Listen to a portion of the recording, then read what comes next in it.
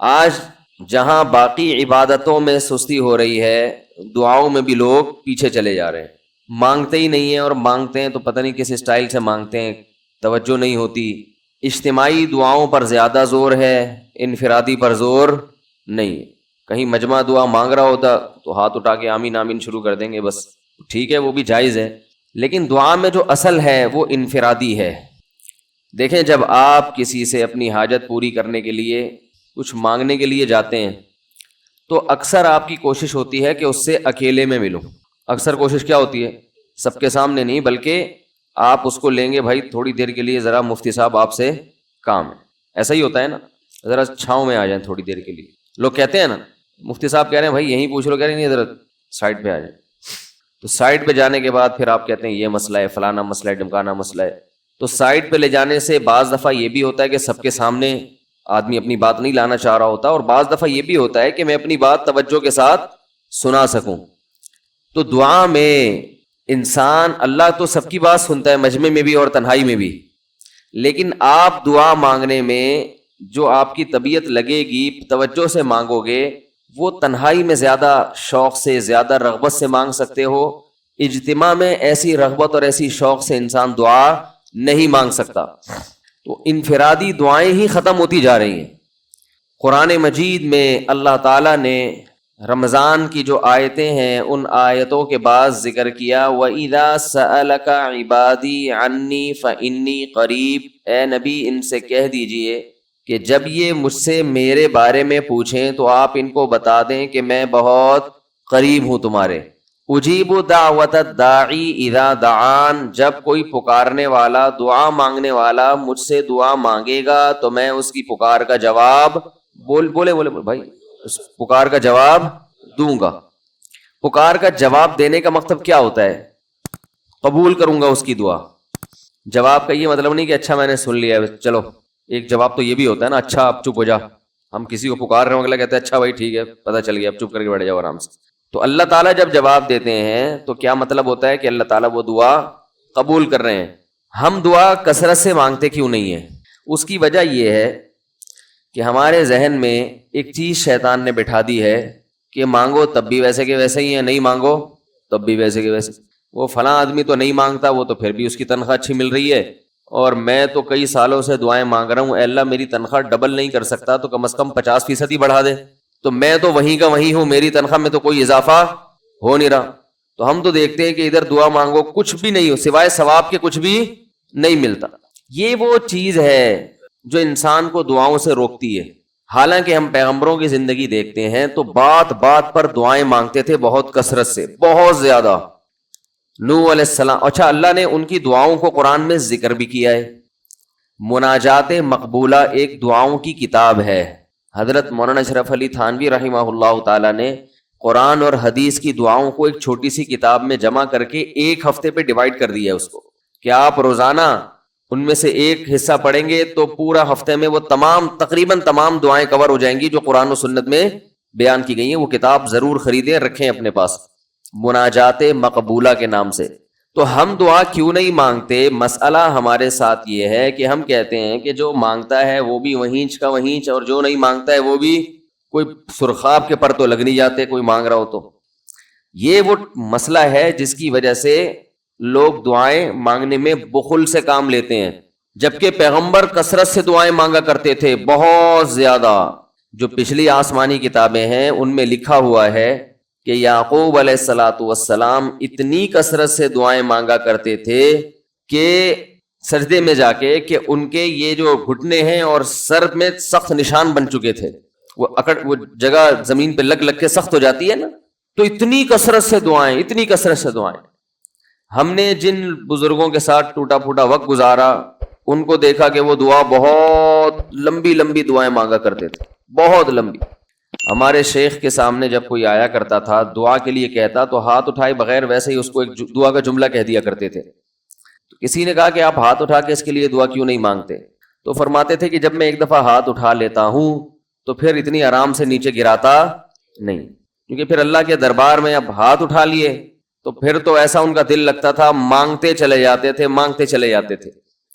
تو بات یہ ہے کہ جب یہ یقین پیدا ہو جائے کہ جس خالق نے ہمیں پیدا کیا ہے اور جس نے ہمیں مانگنے کا حکم دیا ہے اس کے سامنے جب ہاتھ اٹھا کے گڑ گڑائیں گے تو وہ تھوڑا نہیں دے، وہ دعا لازمی قبول کرے گا، اور وہ لازمی ہماری مانگی ہوئی چیزیں ہمیں عطا کرے گا۔ یہ جذبہ اور یہ نیت جب انسان میں پیدا ہو جائے تو پھر اس کا دعاؤں میں دل لگتا ہے۔ کیسے نہیں لگے گا؟ آپ سوچیں کہ آپ کو کوئی بتا دے کہ یہ جو سیٹھ صاحب ہیں بہت بڑے، آپ جا کے ان سے مانگو، یہ ٹائم نکال کے بیٹھے ہوئے ہیں، جتنا مانگو گے، جو مانگو گے یہ دیں گے، تو اب آپ بتاؤ، آپ یہ کہو گے کہ میرے پاس مانگنے کا ٹائم نہیں ہے؟ ایسے موقع پہ آپ یہ کہو گے؟ آپ جائیں گے اور بسم اللہ کر کے شروع ہو جائیں گے۔ آپ بولیں گے سر یہ مجھے 10 فائلیں چاہیے بحریہ ٹاؤن کی۔ آپ سوچو گے 10 نہیں ملی تو 9 تو مل جائیں گی۔ سر مجھے یہ بھی چاہیے، مجھے یہ بھی چاہیے، مجھے یہ بھی چاہیے، اور آپ کو یقین ہو کہ یہ دے رہا ہے، تو آپ کبھی بھی کنجوسی سے کام نہیں لو۔ پھر آپ یہ نہیں کرو گے کہ آپ مانگتے ہوئے جو ہے نا، اس سے آپ جب مانگ رہے ہو تو آپ کی کبھی ادھر دیکھ رہے ہو، کبھی ادھر دیکھ رہے ہو، کبھی ناک میں انگلی گھما رہے ہو، کبھی سر میں کھجا رہے ہو۔ کوئی آ کے اس دوران آپ کو چھیڑے گا تو آپ کہو گے یہاں سے دفع ہو جاؤ، میں کام کر رہا ہوں۔ ایک بندہ سخاوت جوش میں آیا ہوا ہے ابھی، اور فائلیں بحریہ ٹاؤن کی فری میں بانٹ رہا ہے۔ اس نے کہا بھائی جتنی مانگو گے دے دوں گا، اور جو مانگو گے دے دوں گا، تو ابھی تو میرے پاس ٹائم کم ہے، مقابلہ بہت سخت ہے۔ اور پھر اس میں آپ کو الفاظ بھی خود بخود آ جائیں گے، کس طرح سے سمجھانا ہے، مختلف طریقوں سے آپ بات کو گھماؤ گے۔ سر پلیز آپ بات کو سمجھا کریں، میں آپ کے پاس آیا ہوں، آپ کو پتا ہے میں ادھر بھی جا سکتا تھا، وہ وسیم کباڑیہ کا بزنس بھی آج کل بہت چل رہا ہے، میرے پرانے اچھے تعلقات ہیں، لیکن مجھے پتا تھا کہ آپ ہیں، آپ جیسا سیٹ تو کوئی ہے ہی نہیں، اور ہر مشکل میں آپ نے میری مدد کی ہے۔ جو الفاظ بھی اس کی سخاوت کو ابھارنے والے ہوں گے وہ تمام آپ اس موقع پر اس کے اوپر انڈیل دو گے، پورا دیگچہ بھر کے اس کے اوپر ڈال دو گے آپ۔ تو اللہ سے جب مانگتا ہے انسان اور اس کو یقین ہو کہ اللہ میری دعا کو پورا کرے گا، تو اس یقین کے ساتھ جب دعا مانگی جاتی ہے تو اس کا اسٹائل کچھ اور ہوتا ہے، اور ایک فارمیلٹی پوری کرنے کے لیے دعا جب مانگی جاتی ہے جیسے کہ ہمارے ہاں ہو رہا ہے، تو اس کا اسٹائل اور انداز کچھ اور ہوتا ہے۔ ہمارے ہاں دعا پڑھی جاتی ہے، مانگی نہیں جاتی۔ ربنا آتنا فی الدنیا حسنۃ وفی الآخرۃ حسنۃ وقنا عذاب النار، آمین۔ اور کہ ربنا ظلمنا انفسنا وان لم تغفر لنا وترحمنا لنکونن من الخاسرین، آمین۔ یہ دعا مانگی جا رہی ہے یا پڑھی جا رہی ہے؟ یہ تو پڑھی جا رہی ہے، اور آمین بھی پڑھا جا رہا ہے اس پہ۔ تو اللہ نے ہمیں یہ نہیں کہا کہ اقرأوا الدعاء عند ربکم، اپنے رب کے سامنے دعائیں پڑھا کرو۔ اللہ نے کہا ادعو، مانگو، پکارو، مانگو اس سے۔ بھیکاری جیسے بھیک مانگتا ہے نا، لوگ کہتے ہیں مانگنے کا کیا طریقہ ہے؟ بھائی جو بھیکاریوں سے پوچھو بھیک مانگنے کا کیا طریقہ ہے۔ بھیکاری اکثر ان پڑھ ہوتے ہیں، جو پڑھے لکھے بھیکاری ہوتے ہیں پھر وہ IMF سے مانگتے ہیں، وہ چھوٹی موٹی چیزیں نہیں مانگتے۔ بھیکاری اکثر کیا ہوتے ہیں؟ ان پڑھ، جن سے ہمارا صبح شام واسطہ پڑتا ہے۔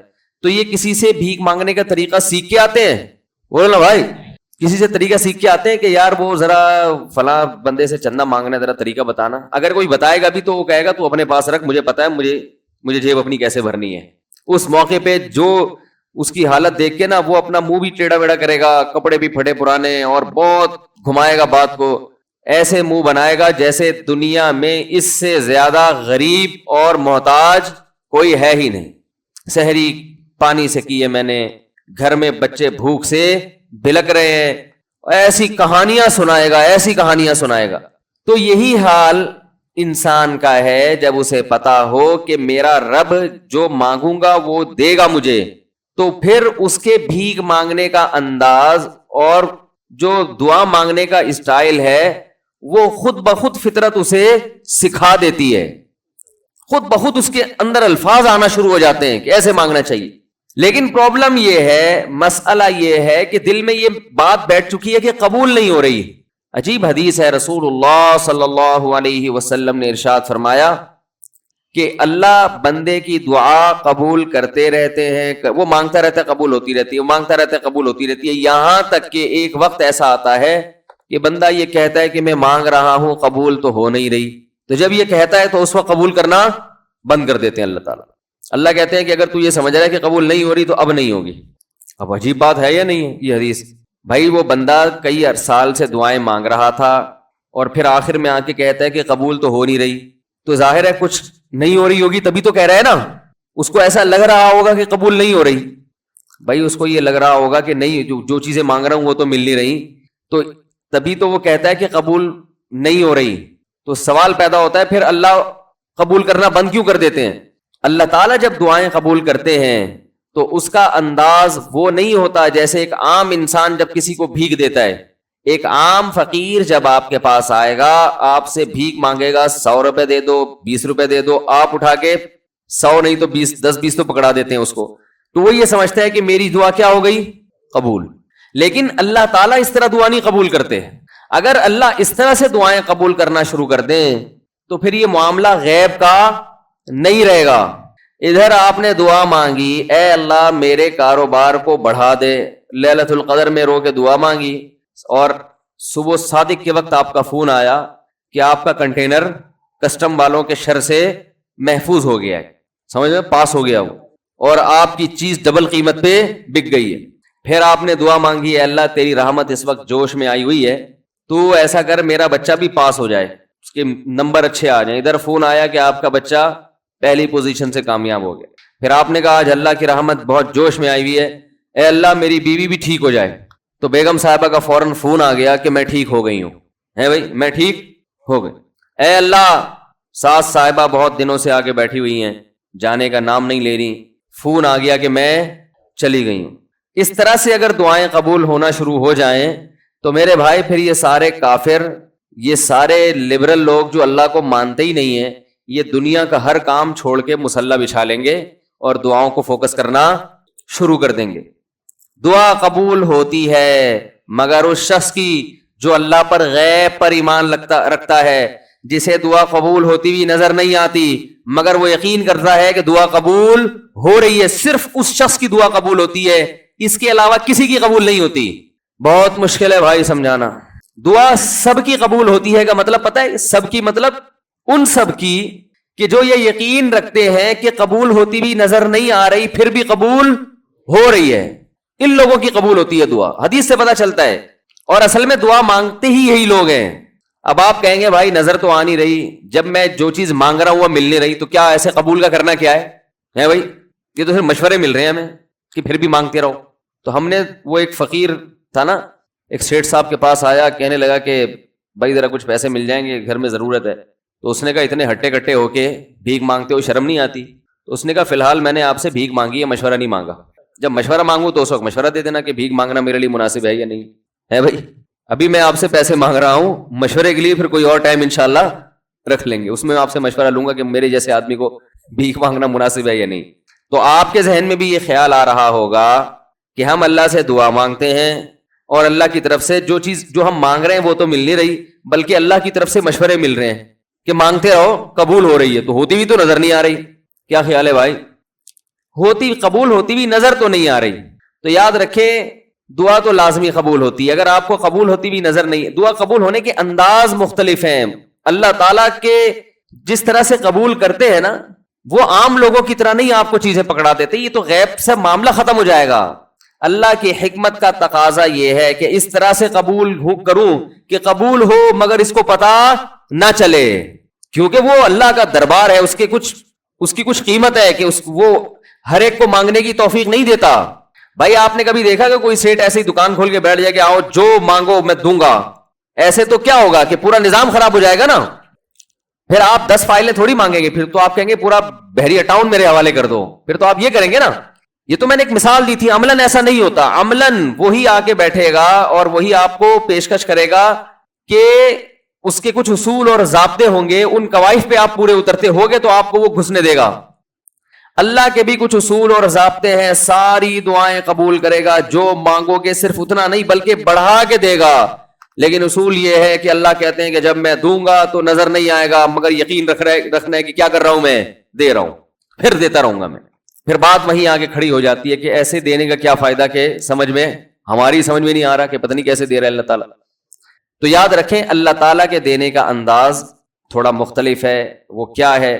بعض مرتبہ جو چیز مانگ رہے ہوتے ہیں اللہ وہی چیز آپ کو دے دیتا ہے, اور ایسا بھی ہوتا ہے.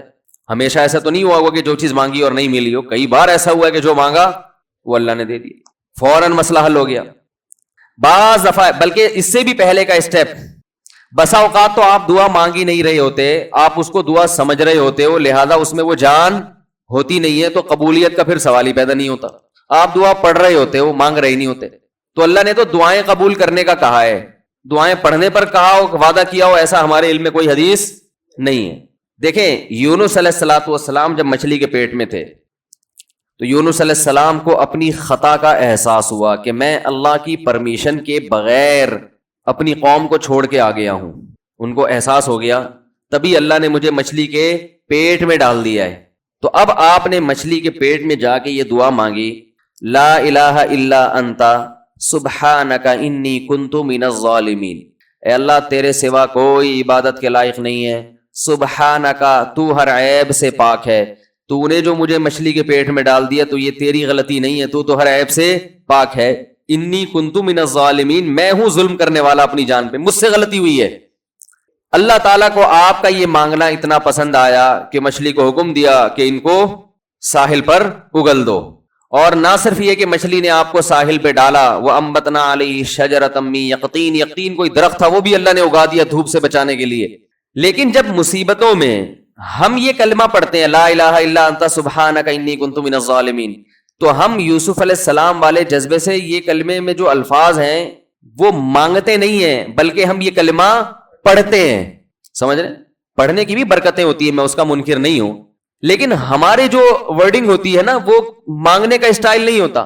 ہم چھوٹے بچے تھے تو مسجد میں آیت کریمہ کا ورد ہوا کرتا تھا کہ بھائی حالات خراب ہیں آج کل، امام صاحب اسپیکر پہ اعلان کر کے بلاتے تھے آ جاؤ بھائی آیت کریمہ کا ورد ہوگا، لا الہ الا انت سبحانک انی کنت من الظالمین، 5 لاکھ دفعہ پڑھا جائے گا. تو ہم مسجد میں آتے، وہ مسجد میں دانے ہم تو آتے تھے، اس کے بعد جلیبیاں بھی ملتی تھیں، بڑی گرم گرم ٹائٹ جلیبیاں ہوتی تھی. اب تک وہ مزہ نہیں آیا جلیبی میں. تو وہ جلیبیاں بھی ہوتی تھی، اوپر دانے رکھے ہوئے ہوتے تھے، وہ 5 لاکھ دانے ہوتے تھے، ختم کرنے ہوتے تھے. تو پھر ہم کیا کریں، لا الہ الا انت سبحانک انی کنت من الظالمین، لا الہ الا انت سبحانک. اس میں فراڈ نہیں کرتے تھے، پڑھتے پورا تھا الحمدللہ. بعض لوگ تو کیا کرتے تھے، ایک مٹھی لی لا الہ الا انت سبحانک انی کنت من الظالمین نے پھونک مارا اور سائڈ پہ رکھ دیا. وہ یہ ڈرامے بھی ہوتے تھے، لیکن ہم پورا ہی پڑھتے تھے ہم. لیکن اس میں مانگنے کا انداز تو نہیں ہوتا تھا، لا الہ الا انت سبحانک انی. پھر اس میں بچے تھے، شرارت بھی شروع ہو جاتی تھی. پھر دیکھ رہے ہیں کوئی ادھر دیکھ رہا ہے تو ایک دانہ اٹھایا، لا الہ الا انت سبحانک انی کنت من الظالمین، یوں کر کے اس کی ناک پہ مارا ہے. کوئی ادھر دیکھ رہا ہے تو اس کی جیب میں ڈال دیا. تو یہ دعا مانگی جا رہی ہے، یہ تو پڑھی جا رہی ہے، ایک فارمیلٹی ہے کہ 5 لاکھ پورے کرنے ہیں، اس کے بعد جلیبی کھانا ہے اور نکلنا ہے. تو آج بھی ایسا ہی ہو رہا ہے. امام صاحب دعا مانگتے ہیں، لوگ کہتے ہیں یار چلو جب نماز پڑھ لی، 4 رکعتیں پڑھ لی، سلام بھی پھیر لیا، تو اس میں کیا جا رہا ہے، یہ بھی پورا ہی کر لو. ایسا ہی ہوتا ہے نا، یہ بھی پورا ہی کر لو، آمین آمین کہہ لیں گے. امام صاحب ڈرائیور ہیں، ہم پیچھے مقتدی ہیں، تو جہاں اتاریں گے وہیں اتریں گے ہم لوگ، پہلے تو نہیں اتر سکتے. تو یہ ایک لوگوں کے ذہن میں تصور ہے. نبی صلی اللہ علیہ وسلم نے فرمایا اللہ ظاہر قلب کے ساتھ دعا کی طرف توجہ نہیں دیتے. ظاہر قلب کا مطلب آپ کا دل حاضر نہیں ہو، کچھ اور سوچ رہے ہو، اور ادھر سے آپ نے ویسے ہی ایک فارمیلٹی پوری کرنے کے لیے. اللہ کہتے ہیں کہ جب تو مانگنے میں مخلص نہیں ہے تو میں تجھے کیوں دوں. تو مانگنے میں ہی مخلص نہیں ہے.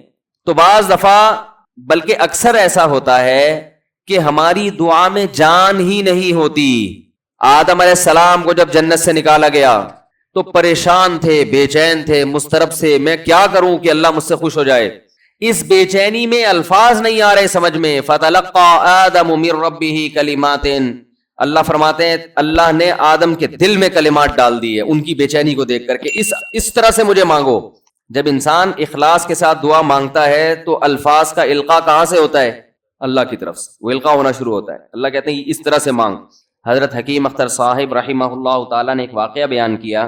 فرمایا کہ ایک شخص نے حرم میں، انہوں نے دیکھا یا کسی اور بزرگ نے دیکھا کہ حرم میں ایک شخص اللہ سے دعا مانگ رہا ہے گناہوں کی معافی کے لیے، اور اللہ سے کہہ رہا ہے کہ اے اللہ اگر تو میرے گناہ معاف کر دے گا تو بھی خوش ہوگا، اور تیرے حبیب محمد صلی اللہ علیہ وسلم بھی خوش ہوں گے کہ ایک آدمی کی بخشش ہو رہی ہے، اور تیرا یہ بندہ بھی خوش ہو جائے گا. اور اگر معاف نہیں کرے گا تو بھی خوش نہیں ہوگا، کیونکہ اللہ کو جہنم میں ڈال کے وہ خوشی تو ہوتی نہیں ہے بندوں کو. اور تیرے حبیب محمد صلی اللہ علیہ وسلم کو پتہ چلے گا وہ بھی خوش نہیں ہوں گے، اور میں بھی خوش نہیں ہوں گا. شیطان خوش ہوگا جو تیرا دشمن ہے. اب خود سوچ لے تو اپنے دشمنوں کو خوش کرنا چاہتا ہے یا اتنے سارے ہیں بھائی، اتنے سارے دوست ہیں تیرے، ان کو ناراض کر کے تو خوش کس کو کر رہا ہے؟ اپنے تو جو تیرا بھی دشمن ہے، میرا بھی دشمن، اور تیرے حبیب محمد صلی اللہ علیہ وسلم کا بھی دشمن ہے. تو دیکھو کیسے الفاظ ہیں اس کے. تو ایسا کہ بظاہر بخشش کے علاوہ کا آپشن چھوڑا ہی نہیں. کیا خیال ہے؟ حجاج ابن یوسف بڑا ظالم تھا، بڑا ظالم. موت کا جب وقت آیا، تھے یہ لوگ ایمان والے، چاہے ظالم تھے، بدعمل تھے، لیکن اللہ پر ایمان بہرحال رکھتے تھے. ان کو پتا تھا کہ میں غلط کر رہا ہوں. جب موت کا وقت آیا تو کہنے لگا کہ اے اللہ لوگ کہتے ہیں کہ تو مجھے نہیں بخشے گا، لوگ کہتے ہیں کہ میرے جیسے گناہگار کو تو نہیں بخش سکتا. بڑے عجیب الفاظ ہیں، اللہ کی رحمت کو جوش دلا رہے کہ تو ایسا کر کے دکھا دے، یعنی کچھ ایسا کر کے دکھا دے کہ جو تیرے بارے میں لوگ گمان کر رہے ہیں وہ گمان کیا ہو جائے. یہ بالکل ایسے ہے جیسے کوئی بہت بڑا سیٹ ہو، آپ اس سے بہت زیادہ بڑا قرضہ مانگنے کے لیے جائیں جو کہ عام طور پر نہیں ملتا، لیکن آپ اس کو جوش دلا رہے ہو کہ لوگ کہتے ہیں کہ تو اتنا بڑا قرضہ نہیں دے سکتا، تو آج تو اپنی سخاوت دکھا دے کہ میں اتنا بڑا قرضہ بھی دے سکتا ہوں. تو مرتے ہوئے کیا کہنے لگا کہ اللہ یہ پبلک کہہ رہی ہے کہ تو مجھے نہیں بخش سکتا، یعنی یہ تیری رحمت کو چیلنج کر رہی ہے کہ اتنے بڑے گناہگار کو نہیں بخشے گا اللہ، تو آج کیا کر لے تو یہ دکھا دے اپنی رحمت سے کہ میں اتنے بڑے گناہگار کو بھی معاف کر سکتا ہوں. اب پتہ نہیں اللہ نے معاف کیا نہیں کیا، وہ تو اللہ کا معاملہ اور حجاج بن یوسف کا معاملہ، لیکن علماء کہتے ہیں یہ اس نے الفاظ بڑے ڈینجرس کہے ہیں مرتے وقت. ڈینجرس کا مطلب یعنی دوسرے معنی میں ایسے ہے کہ اس نے اللہ کی عرش کو ہلا دیا ہوگا. اللہ کو مانگنا اتنا پسند ہے. پہلی بات تو یہ ذہن میں رکھیں کہ اس سے بڑی کوئی عبادت نہیں ہے دعا سے، اور دعا سے مشکل کوئی عبادت نہیں ہے. نماز پڑھنا آسان ہے، زکوٰۃ دینا آسان ہے، روزہ رکھنا بھی آسان. سب سے مشکل کام کیا ہے؟ دعا مانگنا. اسی وجہ سے ہم نے جن لوگوں کو دیکھا کہ وہ واقعی دیندار ہیں، اللہ والے ہیں، ہم نے صرف انہی کو دعائیں مانگتے ہوئے دیکھا ہے. عام لوگوں کو ہم نے دعاؤں کو اتنا فوکس کرتے ہوئے نہیں دیکھا. وہ دوسری چیزوں کو زیادہ فوکس کرتے ہیں، دعاؤں پہ زیادہ زور نہیں ہوتا ان کا.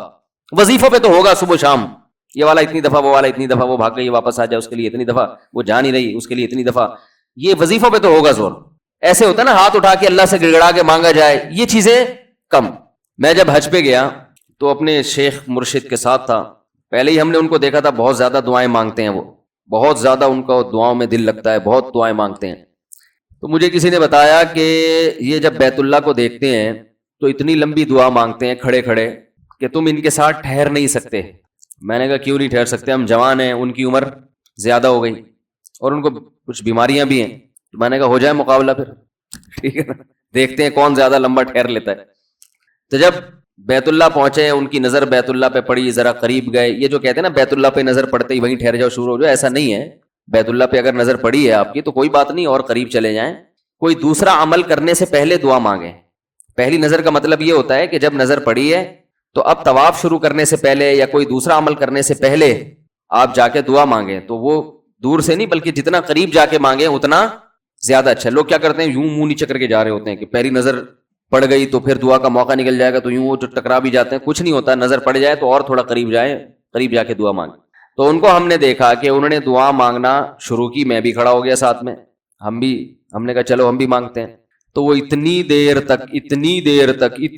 تک حالانکہ کمر میں بھی تکلیف، بیماریاں بھی ہیں، شوگر بھی ہے.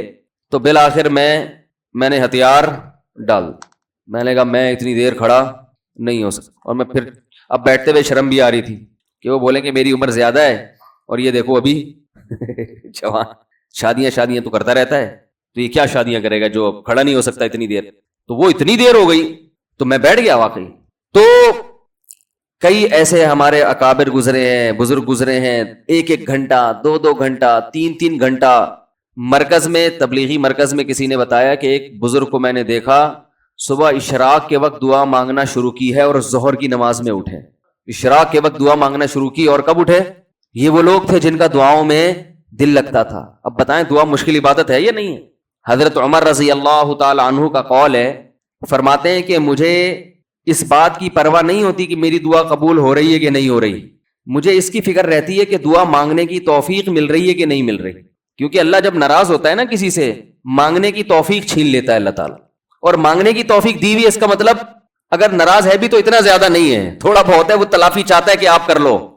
مانگنے کی توفیق ملنا اس کی علامت ہے کہ اللہ اگر ناراض بھی ہے تو بہت زیادہ نہیں روٹھا ہوا، بلکہ اس نے سوری کا آپشن دیا ہوا ہے کہ چلو مانگ کے اپنا منا لو، مجھے کسی بھی طریقے سے راضی کر لو. دعا کا اس قدر فائدہ ہوتا ہے انسان کو، اس قدر فائدہ ہوتا ہے. آپ مانگنا شروع کریں، زندگی چینج ہونا شروع ہو جائے گی، آپ کی زندگی میں تبدیلی آنا شروع ہو جائے گی. جتنا تعلق اللہ کے ساتھ دعا کے ذریعے بنتا ہے اتنا تعلق کسی اور چیز سے نہیں بنتا. دیکھو کسی سے دوستی کرنا چاہتے ہو, دوستی کا سب سے بہتر طریقہ کیا ہے؟ اس سے گپ شپ شروع کر دو. یہی طریقہ ہے نا بھائی. آپ کا دوست کون ہے؟ وہ جس سے آپ کی گپ شپ زیادہ ہوتی ہو, اسی سے دوستی ہوگی نا. اب آپ بتا رہے ہیں یہ میرا جگری دوست ہے, بہت پرانا دوست ہے. میں پوچھوں گا آپ سے بھائی یہ دوستی کیسے ہوئی؟ یہ دوستی بھائی ایسے ہوئی کہ میں جس کالج میں پڑھتا تھا وہیں یہ بھی یہی پڑھتا تھا. تو کیا کرتے تھے آپس میں؟ کوئی بات چیت ہوتی نہیں, بات چیت تو نہیں ہوئی کبھی زندگی میں. تو پھر دوستی کیسے ہو گئی؟ پڑھتے تو بہت سارے لوگ ہیں. دوستی کے لیے سب سے پہلی چیز کیا ہے؟ بات چیت. دعا میں انسان بات چیت شروع کر دیتا ہے کس کے ساتھ؟ اللہ کے ساتھ. تو اللہ اور بندے کا کنیکشن مضبوط ہونا شروع ہو جاتا ہے. اس لیے اہل اللہ کو تو اس کی پرواہ نہیں ہوتی کہ میری دعا قبول ہو بھی رہی ہے کہ نہیں ہو رہی ہے. وہ کہتے ہیں ہمیں مانگنے کی توفیق مل رہی ہے. معذرت کے ساتھ تھوڑی میں ابیوز لینگویج استعمال کرتا ہوں کہ بھاڑ میں جائے قبول ہونا, ٹھیک ہے نا.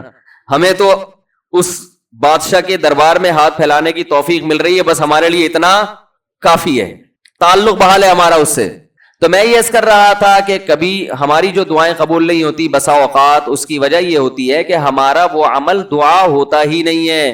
جب دعا ہی نہیں ہوتا تو پھر اس میں قبولیت کہاں سے آ گئی؟ وہ تو ہم پڑھ رہے ہوتے ہیں الفاظ رٹا لگا کے ایک چیز کو, یعنی ایک پڑھنے کے انداز میں ہوتی ہے وہ اس میں جذبات ہی نہیں ہوتے. جذبات کن لوگوں کے ہوتے ہیں؟ امام بخاری رحمہ اللہ تعالیٰ کی سوانے پڑھیں آپ. بچپن میں نابینا ہو گئے, والدہ تو آپ کو بڑا علم سکھانا چاہتی تھی, پریشان کہ اللہ یہ تو میرا بچہ ہی نابینا ہو گیا.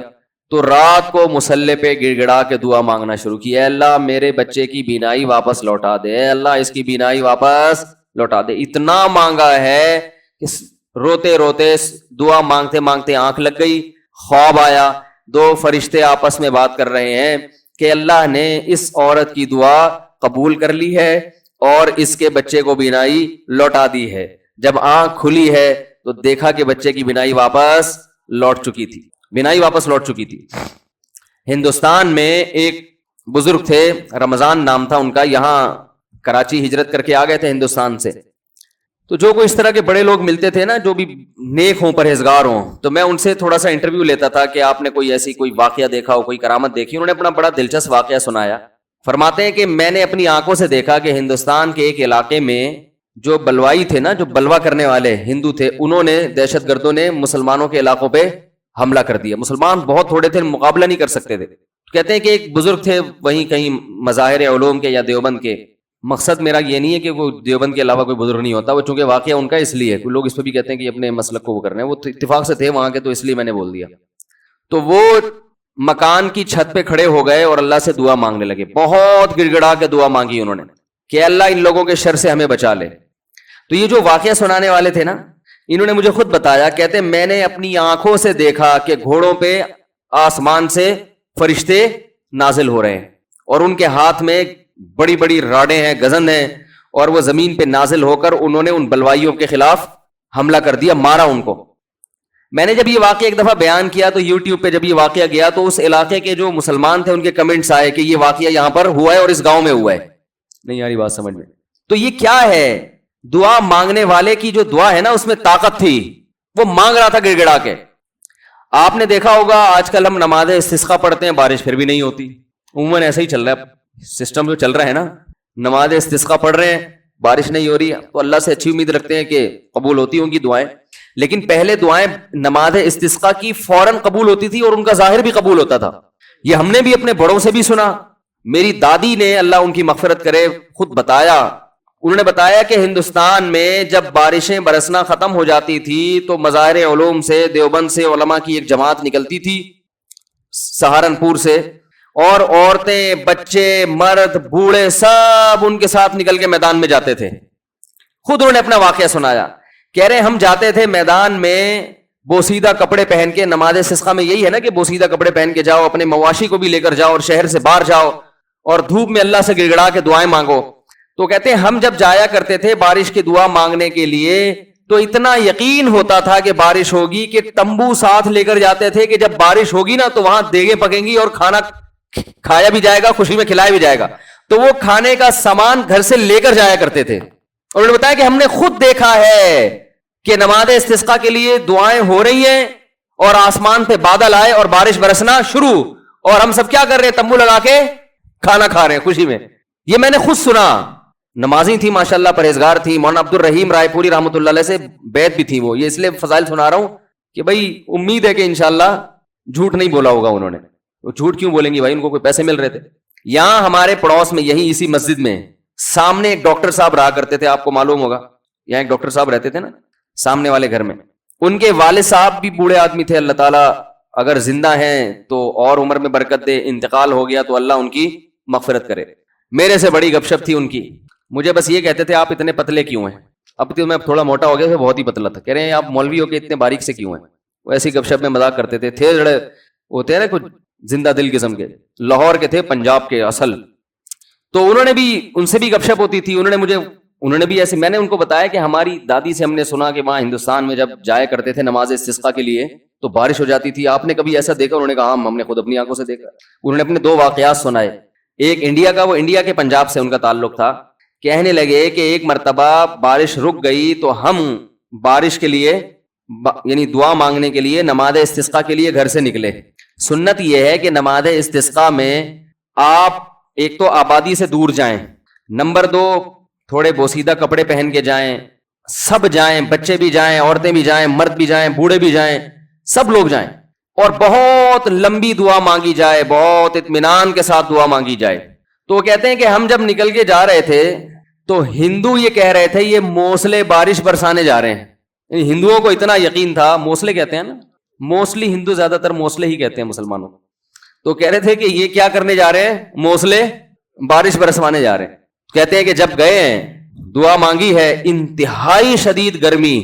آج نماز استسقاء بھی ایئر کنڈیشن ہال میں ہوتی ہے, اور توبہ ووبہ کا تو کوئی تصور ہوتا ہی نہیں ہے, کوئی گناہوں سے توبہ بھی کرے. وہ تو یہی ہوتا ہے, اللہ میں پھر فلم دیکھوں گا, جیسی بارش ہوگی تو میں کیا دیکھوں گا جا کے.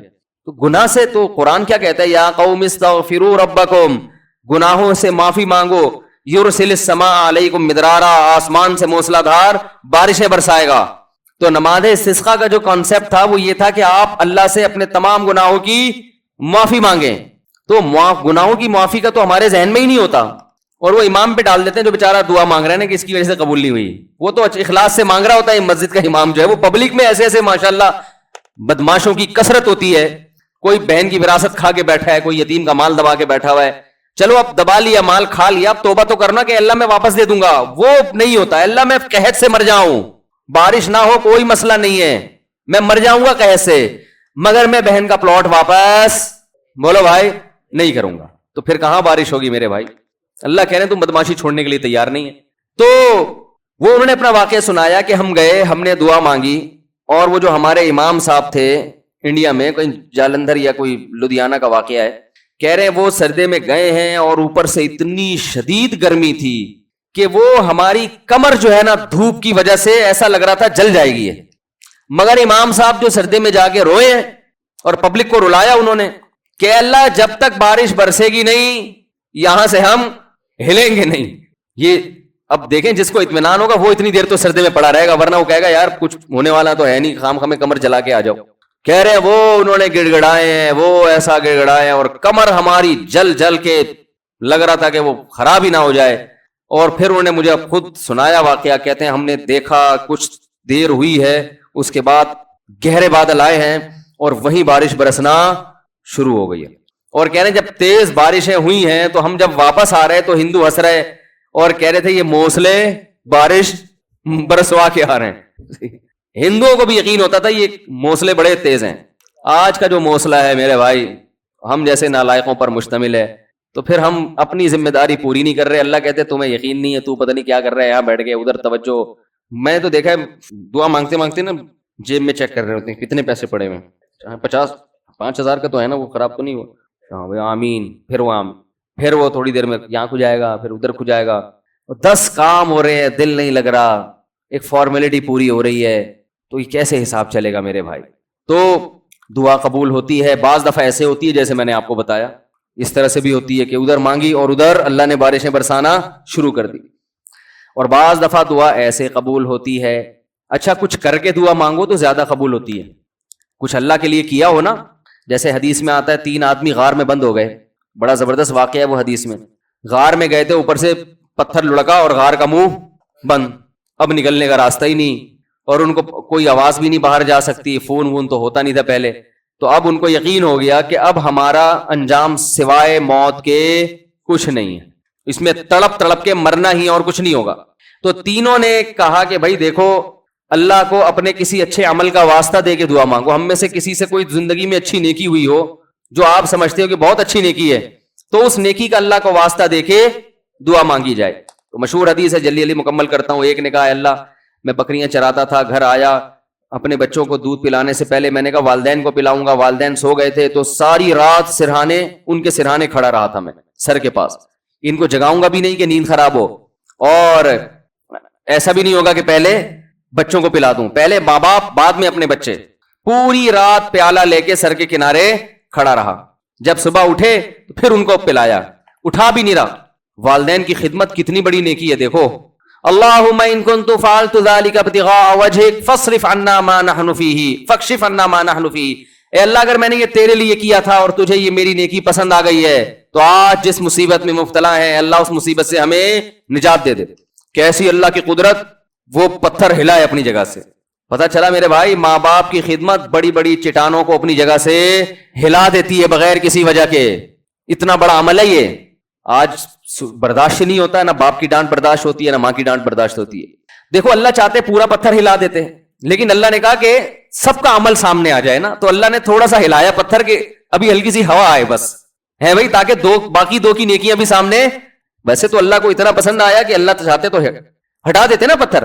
دوسرے نے دعا مانگی, اے اللہ میں اپنی چچا زاد بہن پہ عاشق تھا, اس سے زنا کرنا چاہتا تھا, وہ موقع نہیں دیتی تھی, بہت سخت عشق والی محبت تھی, بالآخر قحط پڑا, سب کچھ ختم ہو گیا, تو وہ میرے پاس آئی روٹی کے لیے. تو میں نے اس سے کہا ایک شرط پہ تجھے راشن دوں گا کہ تو میری حرام خواہش کو پورا کر. اور بالآخر مجھے اس پر قدرت ہوئی. جب میں زنا کے, وہ مجبور ہو گئی بیچاری, جب میں زنا کے بالکل قریب پہنچ گیا تو اس نے مجھے اللہ تیرے عذاب سے ڈرایا, اتق اللہ ولا تفض الخاتم الا بحقی, کہ تو یہ کام کر تو رہا ہے مگر تو اللہ سے ڈر. اللہ میں اس حالت میں کہ مجھے اس پر مکمل قدرت ہو چکی تھی, اور میں عرصے سے تلاش میں تھا کہ یہ میری دسترس میں آئے. آج جب مجھے موقع ملا اور بالکل قریب پہنچ گیا زنا سے, تو اس نے مجھے کہا اللہ سے ڈر, تو اللہ میں تیرے خوف سے پیچھے ہٹ گیا. ان کنت فعلت ذلک ابتغاء وجہک, اے اللہ صرف تیرے لیے کیا تھا, اگر تو اس عمل کو قبول کرتا ہے تو آج جس مصیبت میں مبتلا ہیں اس مصیبت سے ہمیں نجات دے دے. حدیث میں آتا ہے پتھر مزید تھوڑا سا لڑک گیا, اور کیا ہے کہ دھوپ بھی آنا شروع, ہوا بھی, لیکن ابھی نکل نہیں سکتے تھے کیونکہ اللہ تیسرے کا عمل بھی سامنے لانا چاہتا تھا. تیسرے نے کہا اللہ میں فلاں شخص کے پاس مزدوری کیا کرتا تھا, مزدوری چھوڑ کے چلا گیا. ایک مزدور تھا میرے پاس, مزدوری لیے بغیر وہ چلا گیا, تو اس کی جمع پونجی سے میں نے کاروبار کیا, بہت کاروبار بڑھ گیا. بہت عرصے کے بعد وہ آیا تو اس نے کہا میری جو مزدوری تھی دے دو. تو میں نے کہا بھائی تیرے پیسے سے میں نے یہ بزنس کیا, یہ سینکڑوں اونٹ, گائے, بیل, بکریاں, یہ سب تیری ہیں. وہ بھی ایسا نیبو نچوڑ کم بخت ساری چیزیں اٹھا کے لے گیا. وہ اتنی معاملات میں آج کل کون صاف ہوتا ہے کہ بھائی تمہارے پیسوں سے کیا تو لے جاؤ, تو وہ بھی لے گیا. تو میں نے بھی دے دیا, میں نے کہا اللہ میں حرام کا نوالا نہ جائے میرے پیٹ میں. تو اللہ اگر میں نے تیرے لیے کیا تھا تو جس مصیبت میں مبتلا ہوں اس مصیبت سے ہمیں نجات دے دے. حدیث میں آتا ہے پتھر مزید لڑکا ہے, فخرجوا یمشون, بڑے آرام سے باہر نکل گئے. تو دیکھو اس سے پتہ چلتا ہے اللہ کے لیے کچھ قربانی دی ہو تو پھر دعائیں ٹھا کر کے قبول ہوتی ہیں.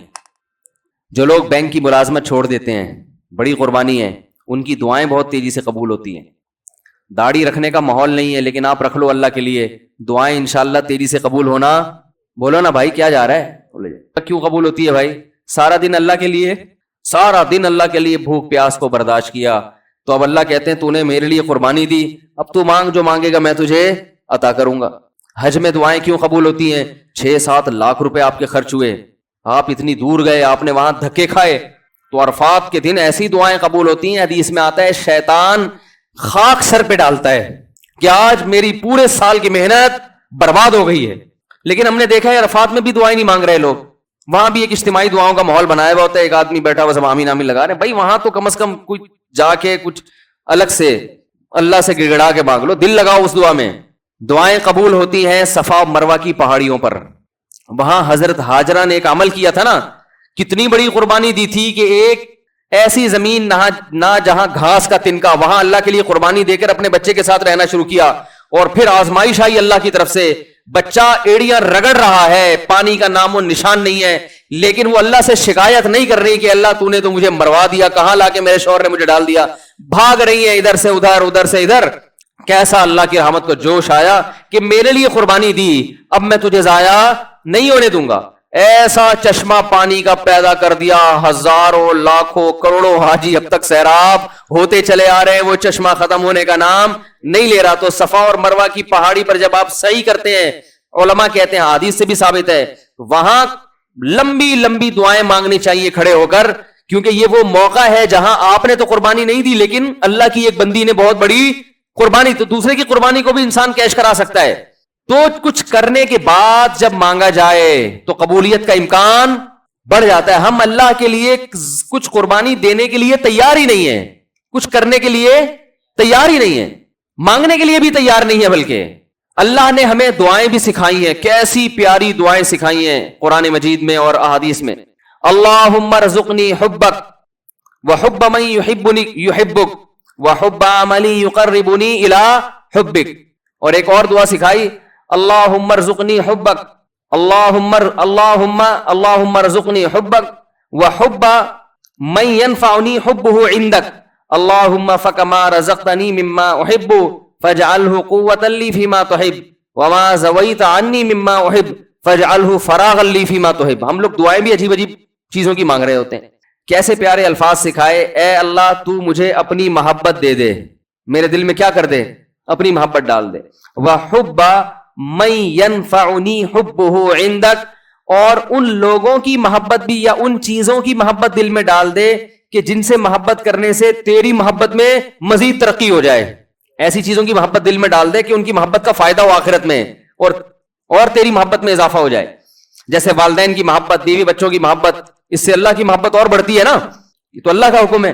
علماء کی محبت, نیک عمل کی محبت. اللہم فکما رزقتنی مما احب, اے اللہ تو نے جو مجھے میری محبوب چیزیں عطا کی ہیں تو فاجعلہ قوتا لی فیما تحب, تو ان کو ذریعہ اور وسیلہ بنا دے اپنی محبت میں اضافے کا. یعنی وہ مجھ سے چھیننا نہیں وہ چیزیں, بلکہ ان کا استعمال اس طرح سے ہونا شروع ہو جائے کہ وہ دین میں اور ترقی کا ذریعہ بننا. جیسے کسی کو اللہ نے مال دیا تو مال سے ہر ایک کو محبت ہوتی ہے, تو یہ مال اور آخرت میں ترقی کا ذریعہ بن جائے. وما زویت عنی مما احب, اور جو میری محبوب چیزیں تو نے مجھے نہیں دی, میں چاہتا تھا لیکن نہیں ملی, تو ان کا نہ ملنا تیری محبت میں ترقی کا ذریعہ بن جائے. کیسے عجیب الفاظ ہیں دیکھو. اور یہ کس نے بتائے, ایک امی نے جو نہ لکھنا جانتے اور نہ پڑھنا جانتے ہیں. یہی ہوتا ہے نا, کچھ چیزیں آپ کو مل جائیں گی, آپ کی پسند کی کچھ نہیں ملیں گی, تو اللہ جو پسند کی چیزیں مل گئی ہیں ان سے بھی آخرت میں ترقی ہو جائے, جو نہیں ملی ان کا نہ ملنا آخرت میں ترقی کا ذریعہ بن جائے. ہر چیز گھوم کے کہاں آ رہی ہے, اللہ کی ذات کی طرف. تو بھائی رمضان کی چند گھڑیاں باقی ہیں, کچھ وقت نکال کے اللہ سے گڑ گڑا کے.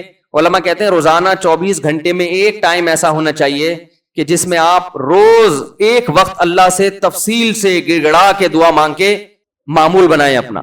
بات سمجھ میں آ رہی ہے بھائی کہ نہیں آ رہی؟ روزانہ 24 گھنٹے میں کم از کم ایک وقت, وہ سب سے افضل وقت ہے رات کا آخری حصہ. اگر اس ٹائم نہ ہو سکے تو جو وقت آپ کو ملے, لیکن مانگنا ضرور ہے.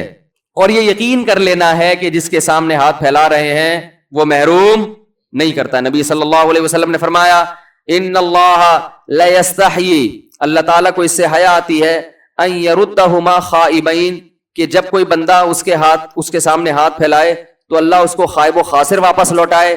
اس بات سے اللہ کو حیا آتی ہے. تو وہ قبول ہوگی, یا تو اللہ وہی چیز عطا کر دیں گے, یا اللہ تعالیٰ اس کا کوئی نعم البدل عطا کر دیتے ہیں. وہ نعم البدل عطا ہوتا ہے تو آپ کو وہ چیز نظر نہیں آ رہی ہوتی, نعم البدل کو آپ سمجھتے ہی نہیں کہ نعم البدل ہے. اور بعض دفعہ اللہ ایسا کرتے ہیں کہ جو چیز آپ مانگ رہے ہیں وہ نہیں ملتی, لیکن کوئی مصیبت آنے والی ہوتی ہے جو اللہ آپ سے ٹال دیتے. آپ کہہ رہے ہیں کہ اللہ اس مریض کو شفا دیتے, وہ ٹھیک نہیں ہو رہا, وہ دوسرا بھی مرنے والا تھا, وہ دوسرے پر بیماری حملہ کرنے والی تھی, اللہ نے اس کو حملے سے روک لیا. کتنا بڑا فائدہ ہو گیا. اور بعض دفعہ یہ ہوتا ہے کہ جو چیز آپ مانگ رہے ہیں وہ نہیں ملتی, لیکن اس مانگنے سے جو مقصد تھا وہ مقصد مل جاتا ہے. آپ کو کوئی پریشانی آئی, آپ دعا مانگ رہے ہو اللہ وہ پریشانی ٹال دے, اللہ نے وہ پریشانی تو نہیں ٹالی, لیکن اس کی وجہ سے جو آپ کا دل پریشان ہو رہا تھا وہ دل کی پریشانی کو دور کر دیا, تو مقصد حاصل ہو گیا کہ نہیں ہو گیا؟ ارے آپ مانگ رہے تھے اللہ غربت دور کر دے, تو غربت کی وجہ سے ٹینشن ہو رہی ہے نا, اللہ نے ٹینشن دور کر دی جو پیسے سے مقصد ہے. ہو غریب مگر مزہ ویسے آ رہا ہے جیسے مالداروں کو آتا ہے. بہت مشکل ہے سمجھانا, کیا کریں یار. ہو غریب مگر اندر سے دل کیا ہو گیا, مالدار ہو گیا.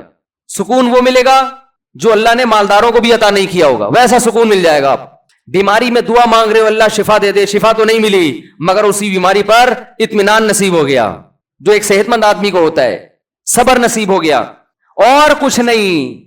تو آخرت کے میں اللہ کے بینک میں یہ دعا کیا ہو جاتی ہے, جمع ہو جاتی ہے, اور آخرت میں اس کا اجر ملے گا. ایک روایت میں آتا ہے جب بندہ دیکھے گا اپنے عمل کو قیامت کے دن, اے اللہ یہ اتنی ساری چیزیں میرے لیے گفٹ, یہ کیا؟ اللہ کہیں گے یہ تیری وہ دعائیں ہیں جو آخرت کے لیے ہم نے اسٹاک کر دی تھیں. وہ کہے گا کاش میری کوئی دعا بھی قبول نہ ہوئی ہوتی. تو میرے بھائی اہل اللہ اس لیے مانگتے ہیں. اور دیکھو ایک آخری بات کہ قبول نہ کرنا کس کا کام ہے, اللہ کا. دیکھو جب ہم کوئی بیمار ہوتا ہے تو ہم کہتے ہیں یار اس کو ہاسپٹل میں ایڈمٹ کرواؤ, جو اپنی ذمہ داری ہوتی ہے آپ وہ پوری کرتے ہیں. اب آپ نے جب ڈاکٹروں کے حوالے کر دیا تو ایک تسلی ہو جاتی ہے نا کہ یار ہمارا جو کام تھا ہم نے کر دیا ہے, اب ہم کیا کریں, اب تو ڈاکٹروں کے حوالے ہے, یا وہ علاج کرتے ہیں تو ٹھیک ہے, نہیں کرتے تو ابھی ان کا ہیڈیک ہے, ہم کیا کر سکتے ہیں, اب تو تسلی تو ہو جاتی ہے نا.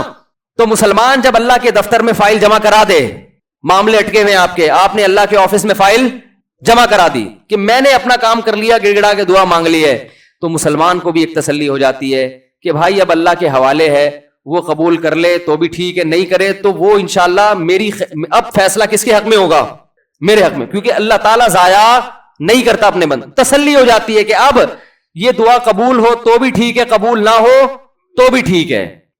تو دعا سے مسلمان کو کیا ملتا ہے, اطمینان ملتا ہے, سکون ملتا ہے. تو ادعوا ربکم تضرعا وخفیا, اللہ فرماتے ہیں چپکے سے مانگو اور عاجزی اور انکساری کے ساتھ مانگو. اللہ تعالیٰ سے دعا ہے کہ اللہ ہمیں دعاؤں کا مانگنے والا بنا دے. اور سب سے زیادہ پتہ ہے کیا مانگنا ہے رمضان میں, ہدایت کی دعا مانگنی ہے, میرے گناہ چھڑوا دے اللہ مجھ سے. لیلۃ القدر میں جو دعا ہے اللہم انک عفو تحب العفو فاعف عنا, اے اللہ معاف کر دے, تو کیا مطلب, کس چیز سے معاف, میرے گناہ معاف کر دے, تو مطلب یہ ہے کہ میں آئندہ نہیں کروں گا, معاف کر دے. ہم یہ دعا مانگ رہے ہوتے ہیں کہ اللہ کرتا تو رہوں گا میں موت تک لیکن تو معاف کر دے, تو ایسا نہیں ہوتا میرے. ایسا کریں گے تو کوئی بھی نہیں آئے گا نا, اب اللہ کی طرف کون آئے گا پھر, جب اسی طرح بدماشی میں ہی اللہ خوش ہے تو نہیں خوش ہوتا اللہ تعالیٰ ایسے. تو اللہ سے توبہ کی توفیق مانگی جائے, اللہ میں ان گناہوں کے دلدل میں پھنس چکا ہوں, تو مجھے اس دلدل سے نکال لے. تو یہ بھی زیادہ مانگنی چاہیے دعا. اللہ تعالیٰ ہماری تمام دعاؤں کو, حاجات کو پورا کرے.